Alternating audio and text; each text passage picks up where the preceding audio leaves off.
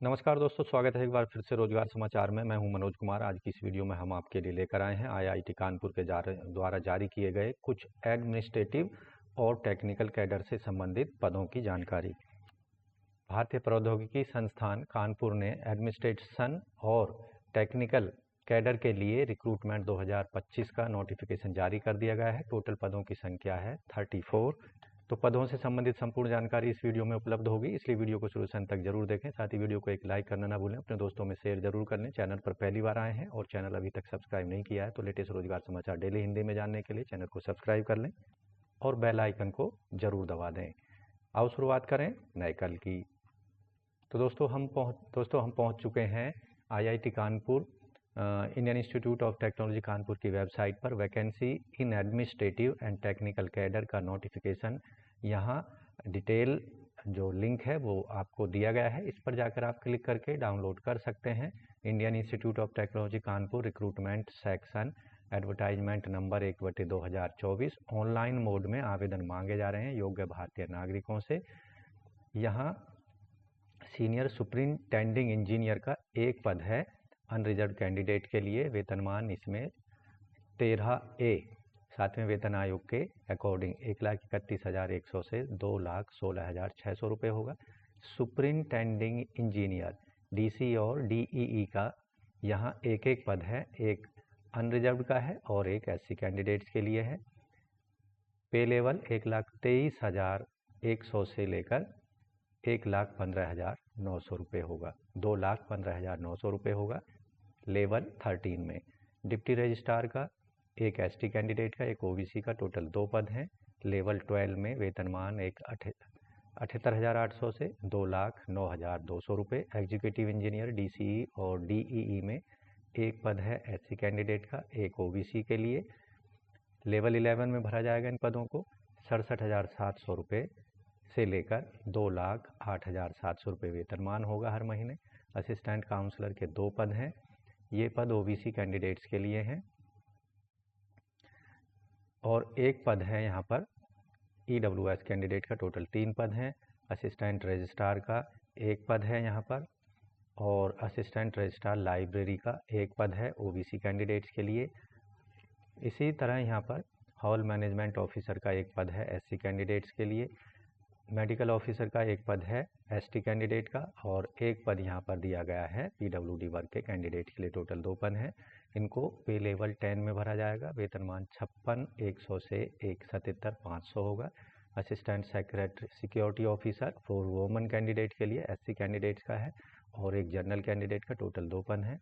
Assistant sport officer 2 unreserved candidate के पद हैं और junior technical superintendent computer science और इंजीनियरिंग में एक एससी कैंडिडेट का पद है और डीन ऑफ एकेडमिक अफेयर्स में एक पद है जनरल कैंडिडेट्स के लिए और एक जनरल पद है कंप्यूटर साइंस इंजीनियरिंग में जूनियर टेक्निकल सुपरिंटेंडेंट का। इन्हें लेवल 6 में भरा जाएगा। वेतनमान 35,400 से 1,12,400 रुपये होगा। जूनियर असिस्टेंट इनके जो टोटल पद हैं वो 12 हैं, जिनमें से 9 पद हैं यहाँ पर अनरिजर्व कैंडिडेट का, एक पद है पीडब्ल्यूडी के लिए और एक पद है यहाँ पर ईडब्ल्यूएस का। मिलाकर टोटल 12 पद हैं। लेवल 3 में इन्हें भरा जाएगा जूनियर असिस्टेंट के पदों को। वेतनमान 21,700 से 69,100 रुपये होगा। टोटल एससी के 5 पद हैं, एसटी के 2 हैं, ओबीसी के 5 हैं और पीडब्ल्यूडी के 4 हैं। और यहाँ पर जो टोटल पद दिए गए हैं 2 ईडब्ल्यूएस में और 16 पद हैं अनरिजर्व के। ओवरऑल पदों की संख्या सभी कैटेगरी के मिलाकर 34 यहाँ पर हो जाती है। एज लिमिट यहाँ पोस्ट वाइज दी गई है, 21 साल से 50 साल के बीच होनी चाहिए। कुछ पदों में 21 से 30 है और कुछों में 21 से 35 और 21 से 45 और 21 से 50। यहाँ सीरियल नंबर 1 और 2 के जो पद हैं डेपुटेशन पर भरे जाएंगे कॉन्ट्रैक्चुअल मोड में 5 साल के लिए और कुछ पद यहाँ पर रेगुलर मोड में भी हैं जिनके लिए 1 साल का प्रोबेशन पीरियड होगा। सीनियर सुपरिंटेंडिंग इंजीनियर का एक पद है, इसके लिए मास्टर डिग्री आवेदक के पास सिविल इलेक्ट्रिकल में होनी चाहिए। 18 साल का एक्सपीरियंस मांगा गया है, जिसमें 3 साल का रेगुलर सर्विस सुपरिंटेंडिंग इंजीनियरिंग के रूप में आवेदक ने की होनी चाहिए या फिर कम से कम first class degree civil electrical engineering में 20 साल का relevant experience. Superintending engineer DCE master degree civil या इलेक्ट्रिकल में रिकॉग्नाइज यूनिवर्सिटी से 55% मार्क्स के साथ में 13 साल का यहाँ रिलीवेंट एक्सपीरियंस मांगा गया है, जिसमें कम से कम 3 साल की रेगुलर सर्विस की होनी चाहिए आवेदक ने एग्जीक्यूटिव इंजीनियर के पदों पर, या फिर फर्स्ट क्लास डिग्री होनी चाहिए सिविल या इलेक्ट्रिकल इंजीनियर में 15 साल का रिलीवेंट एक्सपीरियंस यहाँ पर होना चाहिए। डिप्टी रजिस्ट्रार के लिए आवेदक के पास मास्टर डिग्री किसी भी सब्जेक्ट में 55% मार्क्स के साथ में और एक्सपीरियंस 5 साल का एडमिनिस्ट्रेटिव एक्सपीरियंस असिस्टेंट रजिस्ट्रार के रूप में लेवल 10 में, या फिर 9 साल का असिस्टेंट प्रोफेसर AGP 600 के अंतर्गत होना चाहिए। एग्जीक्यूटिव इंजीनियर DEE यहाँ पर मास्टर डिग्री मांगी गई है सिविल और इलेक्ट्रिकल इंजीनियरिंग में 8 साल का एक्सपीरियंस रिलीवेंट एक्सपीरियंस, जिसमें से 3 साल का regular service assistant executive engineering के रूप में की हो, या फिर फर्स्ट क्लास डिग्री सिविल या इलेक्ट्रिकल इंजीनियरिंग में और 10 साल का रिलीवेंट एक्सपीरियंस, जिसमें से 5 साल का experience regular service assistant executive engineering के रूप में आवेदक ने की होनी चाहिए। असिस्टेंट काउंसलर, इसके लिए MPhil इन क्लिनिकल साइकोलॉजी में फर्स्ट क्लास 2 साल का रिलीवेंट एक्सपीरियंस, या फिर MA की डिग्री क्लिनिकल साइकोलॉजी में या MSc क्लिनिकल साइकोलॉजी या MA इन साइकोलॉजी के साथ आवेदक ने मास्टर डिग्री होनी चाहिए। फर्स्ट क्लास डिग्री वालों के लिए यहाँ 5 साल का रिलीवेंट एक्सपीरियंस मांगा गया है।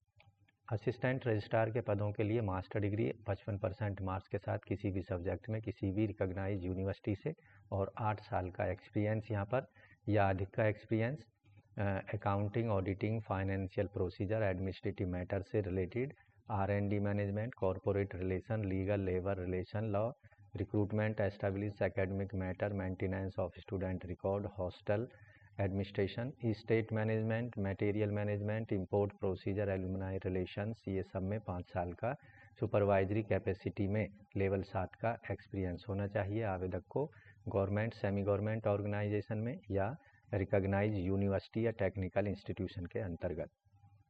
असिस्टेंट रजिस्ट्रार लाइब्रेरी में मास्टर डिग्री आवेदक ने की हो 55% मार्क्स के साथ में और 8 साल का यहाँ पर जो डिजायरेबल एक्सपीरियंस मांगा गया है सुपरवाइजरी कैपेसिटी में।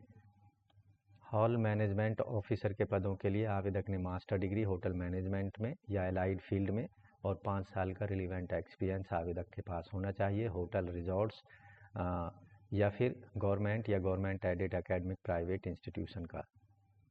मेडिकल ऑफिसर के लिए आवेदक ने MBBS की डिग्री हासिल की हो, 3 साल का एक्सपीरियंस होना चाहिए किसी भी रिकॉग्नाइज हॉस्पिटल का या पोस्ट ग्रेजुएट डिप्लोमा मेडिसिन की किसी भी ब्रांच में और 1 ईयर का यहाँ पर एक्सपीरियंस मांगा गया है या MD या MS होना चाहिए मेडिसिन की किसी ब्रांच में।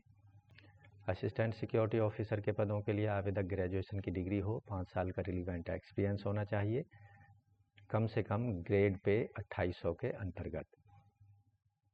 असिस्टेंट स्पोर्ट ऑफिसर के पदों के लिए आवेदक के पास ग्रेजुएशन की डिग्री फिजिकल एजुकेशन BPEd में होनी चाहिए।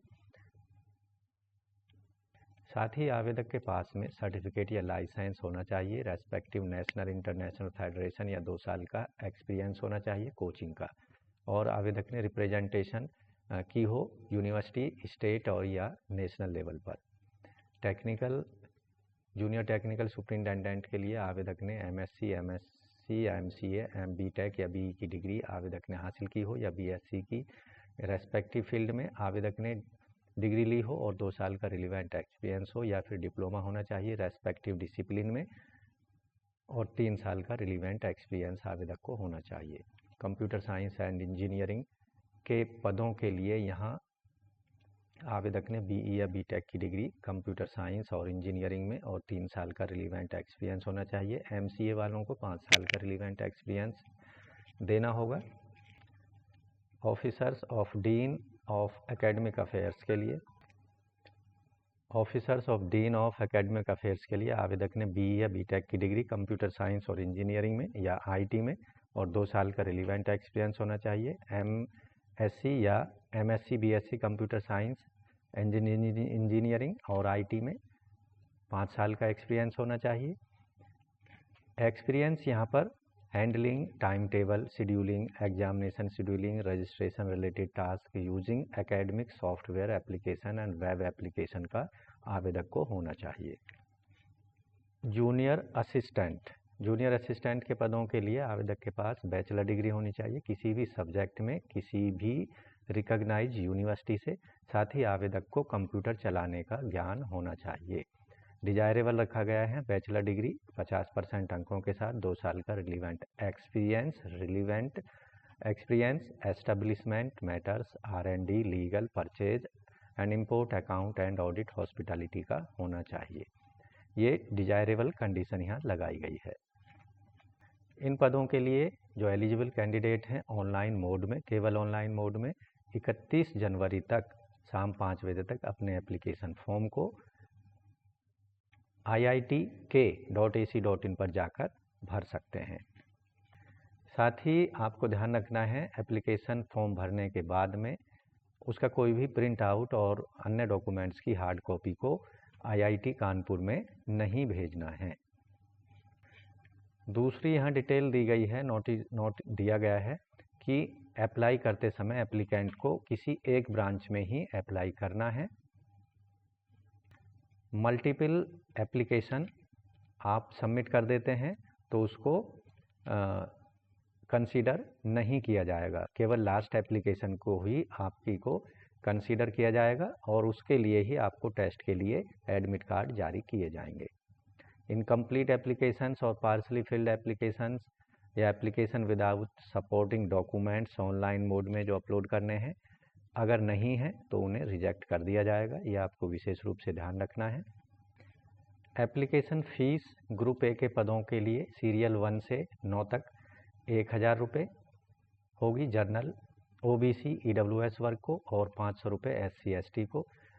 ग्रुप बी और सी पदों के लिए सीरियल नंबर 10 से 13 को जनरल, OBC, EWS को 700 और SC ST को 350 रुपये फीस पेमेंट करनी है, जबकि PWD और फीमेल कैंडिडेट को फीस पेमेंट नहीं करनी है। फीस का पेमेंट ऑनलाइन मोड में credit card, debit card, net banking या UPI के द्वारा कर सकते हैं। एक बार फीस पेमेंट हो जाने पर किसी भी परिस्थिति में उसको वापस नहीं किया जाएगा, यह आपको विशेष रूप से ध्यान रखना है। एज की जो कैलकुलेशन है वो 31 जनवरी 2025 ऑनलाइन आवेदन करने की अंतिम तिथि के आधार पर तय की जाएगी।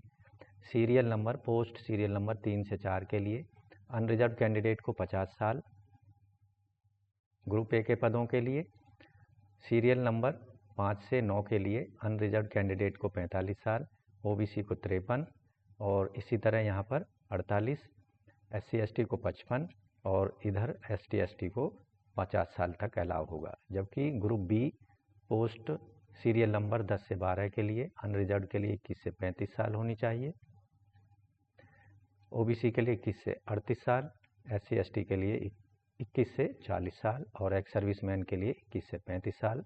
PWD के लिए 10 साल तक का एज रिलैक्सेशन दिया जाएगा कैटेगरी वाइज भी। ग्रुप सी के पदों के लिए सीरियल नंबर 13 के लिए अनरिजर्व के लिए 21 से 30 साल, OBC के लिए 21 से 33 साल, SC ST के लिए 21 से 35 साल और एक्स सर्विसमैन के लिए 21 से 30 साल तक यहाँ एज लिमिट रखी गई है। तो दोस्तों, पदों से संबंधित अन्य सभी डिटेल जानकारी के लिए एक बार आप विज्ञापन को जरूर पढ़ें ऑनलाइन आवेदन करने से पहले। ऑनलाइन आवेदन करने के लिए आपको IIT कानपुर की वेबसाइट पर जाना होगा और यहाँ आप देखेंगे अप्लाई ऑनलाइन पर क्लिक करना है, जिससे आपके सामने कुछ इस तरह का पेज ओपन होगा। रिक्रूटमेंट पोर्टल पर पहुँच जाएंगे। यहाँ कुछ महत्वपूर्ण जानकारी दी गई है, उसको आपको ध्यान से पढ़ लेना है। उसके बाद यहाँ आप देखेंगे रजिस्टर न्यू यूजर पर क्लिक करना है।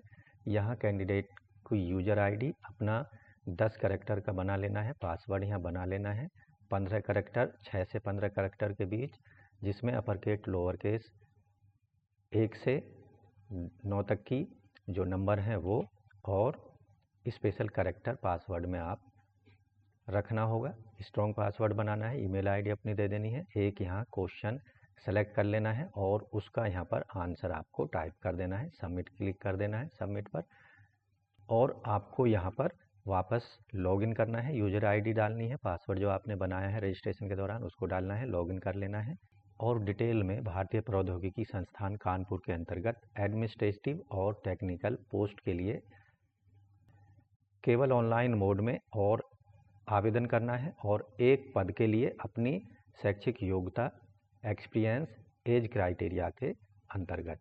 तो वीडियो में बस इतना ही। वीडियो को एक लाइक कर दें, अपने दोस्तों में शेयर कर दें। चैनल पर पहली बार आए हैं, चैनल को सब्सक्राइब कर लें और बेल आइकन को जरूर दबा दें। मिलते हैं एक नई जानकारी लिए नई वीडियो में, तब तक के लिए धन्यवाद। आपका दिन शुभ हो।